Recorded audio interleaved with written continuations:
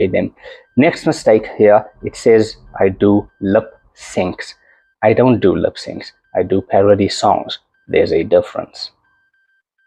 Blah blah, distinctive voice and editing style. Now that it got right. I do have a distinct voice because last year I contracted 16 different kinds of laryngitis, and my editing style is 16 different kinds of awesome.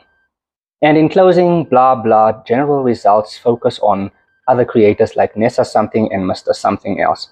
Like, how dyslexic are you, or how bad is your typing, or actually how stupid is TikTok's search engine that it can confuse the David Normal with those two very different accounts. Like, that's like walking into the grocery store and saying, I'd like some milk, and they say, we're out of stock on that, but would you like some floor polish instead? Google AI's take on our Instagram account is also interesting. Funny story, when Lisa first told me that there's something called Instagram, I thought it was a drug delivery service. Anyway, it calls us relatable. Now that is worrying, because if you can relate to what we do at the David Normal Network, you need help, because God sure knows we need help. That's true. I love how it says neighbor dynamics. If I'm not mistaken, we've only done one video so far in which I've mentioned our neighbor Beatrice, 2 if you count this video. Accurately, it calls our style quick, which is true because you have to be quick to catch most of the jokes, and most of them are very layered.